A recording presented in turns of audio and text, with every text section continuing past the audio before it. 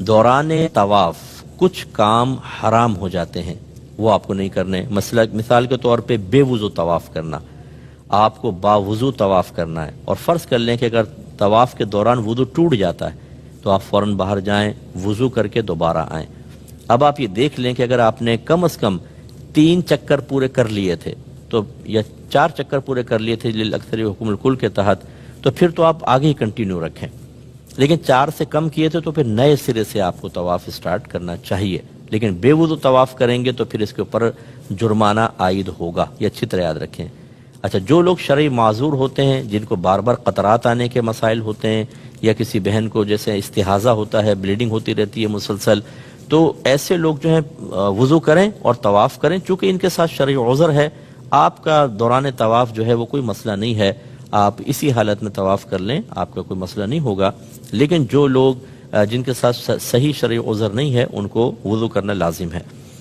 اس کے علاوہ دوسرے جو ہے کہ بڑی احتیاط چاہیے کہ حالت احرام میں ستر نہ کھل جائے۔ اب ہوتا یہ ہے کہ جو مرد حضرات ہوتے ہیں، یہ بعض اوقات خاص طور پہ جس کے پیٹ بڑا ہوتا ہے، وہ احرام پہنتا ہے تو وہ مرد کے لیے ناف کے سوراخ سے لے کر اور گھٹنوں کے نیچے تک کا حصہ بدن چھپانا فرض ہے۔ اب وہ ڈھلک جاتا ہے پیٹ سے، ناف سے نیچے تک کا حصہ نظر آ رہا ہوتا ہے، گناہ ہے۔ ایسے ہی جب ہم چلتے ہیں تو ذرا احتیاط کریں کہ ایسا احرام نہ پہن لیں کہ رانے کھلی ہوئی نظر آئیں، گھٹنے اور رانے، یہ بعض اوقات ہوتا ہے ہوا سے یا ویسے ہی مطلب یہ کہ کھچ جاتے ہیں، اس میں بڑی احتیاط کرنی چاہیے، یہ دوران طواف بھی منع۔ اسی طریقے سے یاد رکھیں کہ بلا عذر ویل چیئر پر آپ نے اگر طواف کیا تو یہ گناہ ہے، اس میں دم لازم ہوگا، بلا عذر نہیں کر سکتے۔ اگر کسی کا عذر ہے، جیسے والدہ ہیں، بوڑھی ہیں، بیمار ہیں کوئی، ان کو آپ ویل چیئر پہ کروا رہے ہیں ایک الگ بات ہے، لیکن صحت مند آدمی نے سوچا چلو یار میں ہی ویل چیئر پہ بیٹھ کے مزے کر کے کسی کو پیسے دے کے کروا لوں، ایسا نہیں کر سکتے ہیں، اچھی طرح ذہن میں رکھیے۔ اسی طریقے سے حتیم جو ہے، وہ حتیم کہتے ہیں وہ باؤنڈری وال آپ نے وائڈ دیکھی ہو، دوران طواف آپ حتیم کے اندر سے نہیں گزر سکتے، اس کے باہر سے گزریں گے، اگرچہ وہ کعبۃ اللہ کا، چونکہ وہ کعبۃ اللہ کا حصہ ہے، وہ رہ گیا تھا تعمیرات سے، اور نبی کریم نے اسی حیات تو اس کو قائم رکھنے کا حکم دیا، اس لیے اس کے اندر سے نہیں نکلیں گے بلکہ اطراف سے نکلیں گے۔ اور اسی طرح اگر 7 چکروں سے کم آپ نے طواف کر کے چھوڑ دیا، 5 چکر کر کے چلے گئے تو آپ گناہگار ہوں گے، کیونکہ 7 چکر کم از کم ہوں گے۔ اور مکروہ کام جو دوران طواف ہیں وہ بھی ذرا ذہن میں رکھیں، فضول گفتگو کرنا، خواہ باتیں تبصرہ ہے، وہ دیکھ فلاں، وہ دیکھ چائنا والے، وہ ملائیشیا والے، ارے بھائی آپ اللہ کی بارگاہ میں کھڑے ہوئے ہیں، اللہ کی رحمت خصوصی طور پہ آپ کی طرف متوجہ، اس طرح کی فضول باتیں کرنے کا کیا فائدہ۔ اور اسی طریقے سے کوئی ایسی الٹی سیدھی حرکتیں جیسے سیلفی بنا رہے،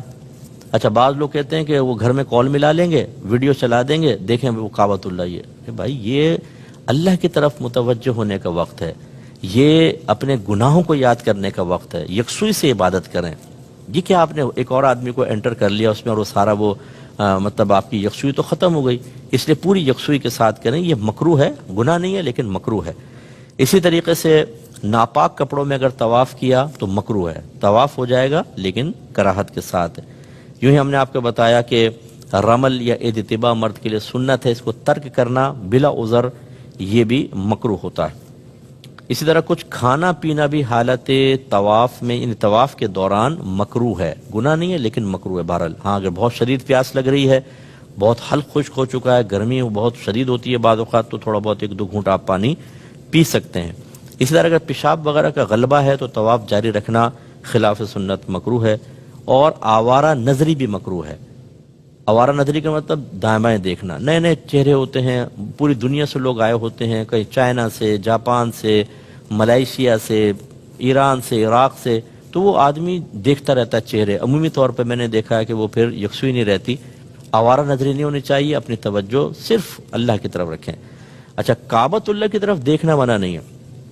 میں نے آپ کو پہلے کہا کہ علماء سے اور مفتیان کرام سے مسئلہ معلوم کریں، اگر آپ لوگوں سے معلوم کریں گے ہر ایک اپنی اپنی بولی بول رہا ہوگا۔ اور یہ بھی میں آپ کو بتا دوں، کسی نے 10 حج کیے ہوں اور 50 عمرے کیے ہوں، عالم نہیں ہو جاتا۔ یہ کوئی یہ کہ ہم نے تو جی 50 عمرے کیے ہیں، ہمیں پتہ ہے کہ کیا کرنا ہے، نو، عمرے کرنے سے علم کا کوئی تعلق نہیں ہے، آپ مفتیان کرام سے معلوم کریں۔ جب آپ طواف کر رہے ہیں، اگر کعبۃ اللہ کو دیکھ کے طواف کر رہے ہیں کوئی حرج نہیں، آپ اس طرف نظر کر سکتے ہیں، سینہ نہ پھیرے کعبۃ اللہ کی طرف، طواف ایسے ہی ہوگا، یوں نہیں ہوگا۔ لیکن آپ دیکھ سکتے ہیں کعبۃ اللہ کو، برکت ہے بہت زیادہ اس کو دیکھنے میں، کیا مسئلہ ہے؟ اور باقی یہ کہ دوران طواف